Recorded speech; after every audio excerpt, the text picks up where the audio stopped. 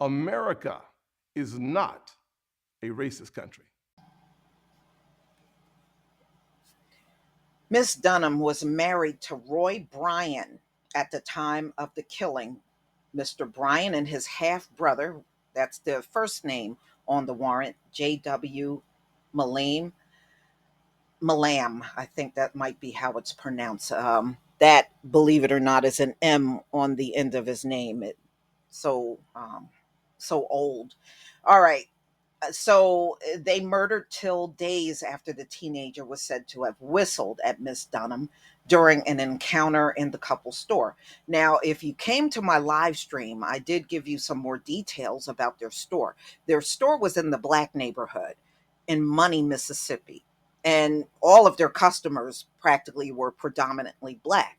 Well, ladies and gentlemen, when the trial started, they had closed their store.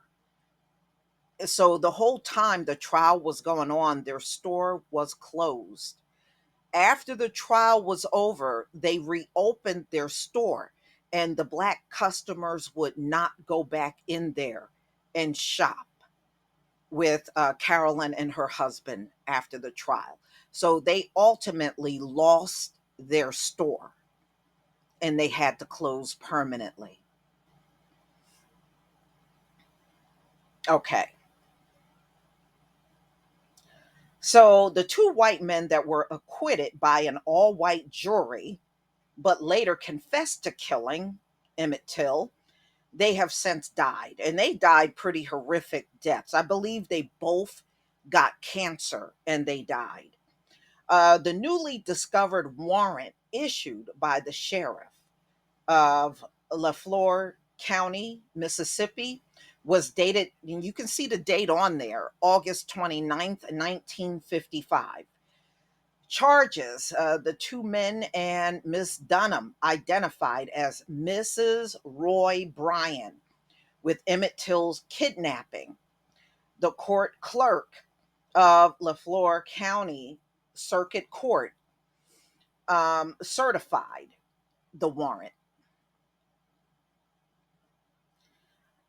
Okay, an affidavit attached to the warrant says that the three did willfully, unlawfully, and feloniously, and without lawful authority forcibly seized and confined and kidnapped Emmett Lewis Till, spelling his last name wrong to Tell, Tell, misspelling the boy's first name, and misspelling his middle name, Lewis. They have it Lewis. That's how my father spelled his middle name. But Emmett spelled his Louis.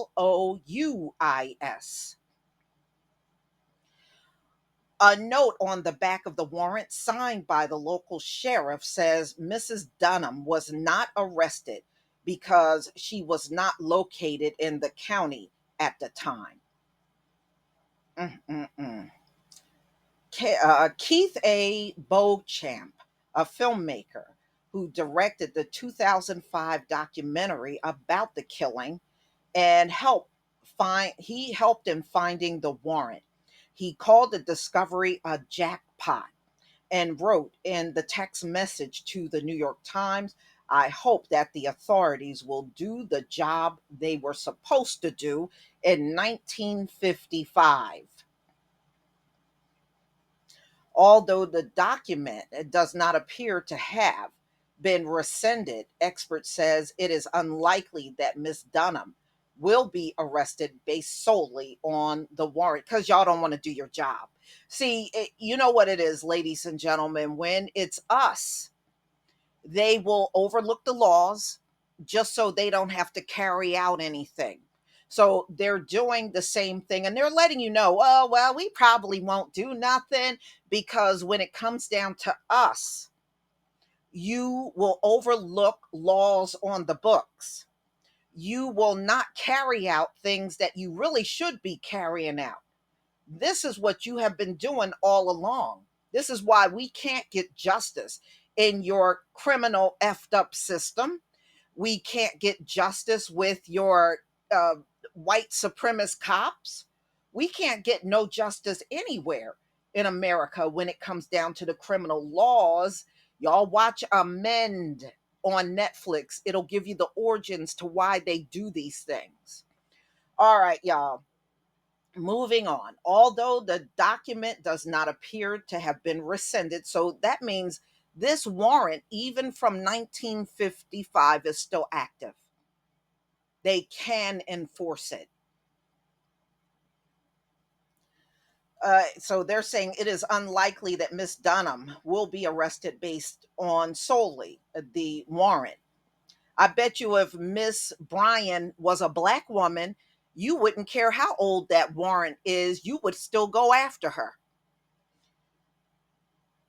Relying upon a 67-year-old warrant, while it is an interesting academic exercise, I think would be unsound police work. In other words, you don't want to do your job. Just come on out and say it.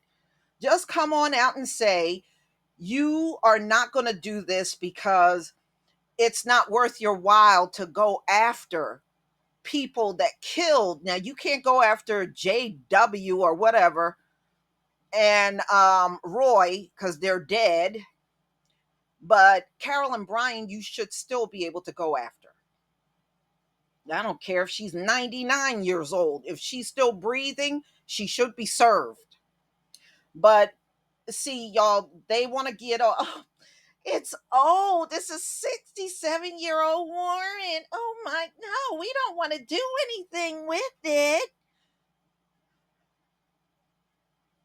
Trust me, if this was a black man or black woman, they wouldn't care if the warrant was 100 years old. They would still use it and wouldn't have a problem justifying it either. Okay.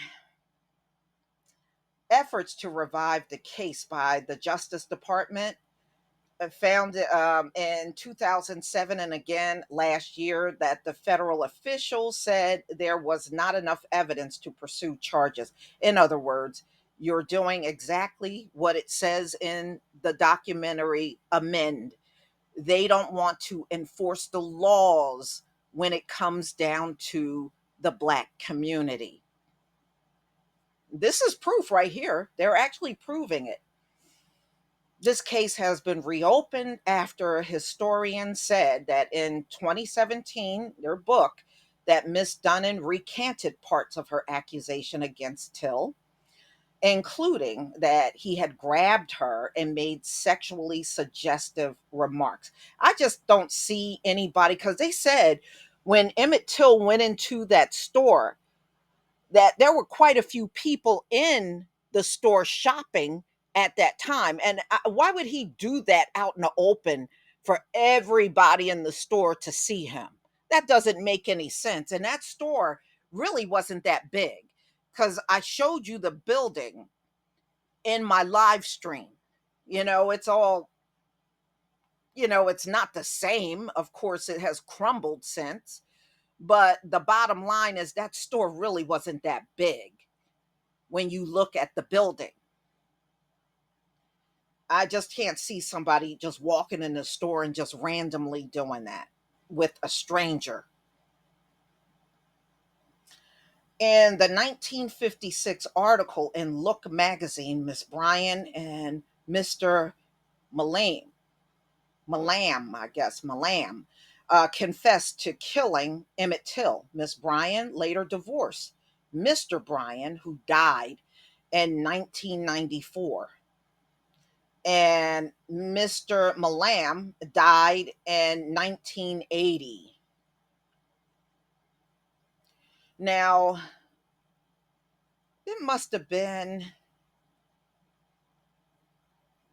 their sister-in-law who was in the store with Carolyn Bryant did uh, an interview in a magazine. And I remember I was reading the article in the magazine back then. I was in my doctor's office and I can't even remember what magazine it was, but she was still alive. And I believe it was her last interview before she actually died.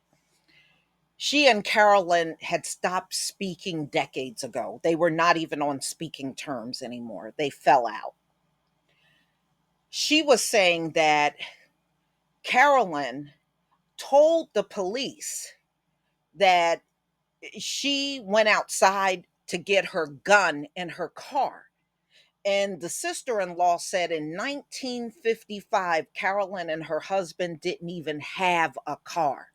But this is what she told the police. And the sister in law was saying that she never drove anywhere around in her car with a gun in there.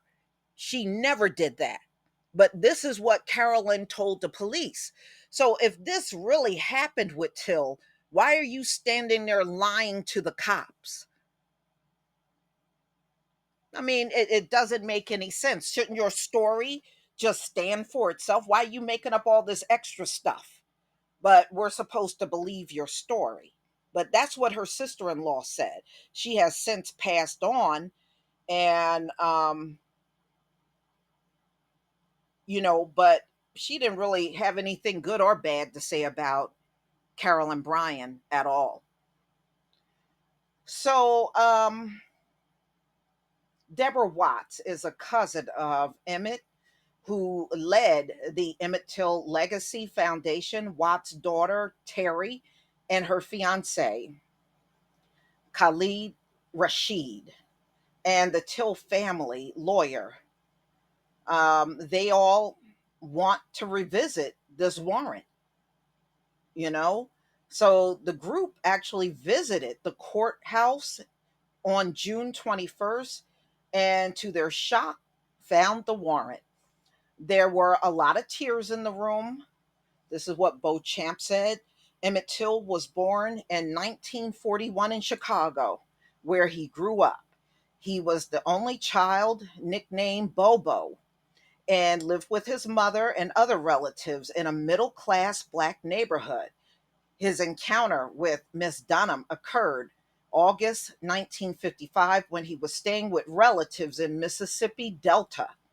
During the visit, Miss Bryan and Miss Dunham's store, he bought bubble gum and passed the money into Dunham's hand instead of leaving it on the counter, as white Mississippians generally expect black people to do at that time. Well, he wasn't from there.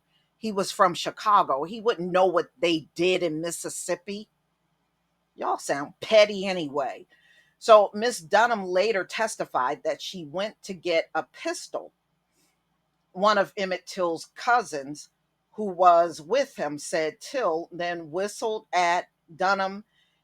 Emmett, the cousin and friend, quickly left. Days later, Brian and Malam, they had responded by abducting Till from his bed at his relative's home at night. They tortured him, shot him, tied him to a 75-pound fan from a cotton gin around his neck, and tossed his body into the Tallahatchie River. When he was found, he was unrecognizable with a crushed skull and disfigured face. So we already saw pictures of Emmett's body. Okay, so photographs of his body was published in Jet magazine. An open casket funeral in Chicago rocked the nation. Weeks later, Rosa Parks refused to give up her seat on a segregated bus in Montgomery, Alabama. Another moment, yeah, another very memorable moment in the civil rights movement years later. Um, she pretty much said why she refused to move to the back of the bus. She said that I thought of Emmett Till and I couldn't go back. She said that's why she didn't give her seat up to a white man. But y'all, please tell me what you think. I don't give a rat's behind about Carolyn Bryant. I don't care if she moved to Mars on a spaceship. They should serve that warrant on her regardless. But we know how America is when it comes down to our issues. They don't want to do anything. They didn't want to do anything in the past, They don't want to do anything in the present. And just know these folks never, ever, ever change. They never change. Please leave your comment and subscribe. Don't forget to hit on the notification bell, and I'll see you on the next video. Peace, family.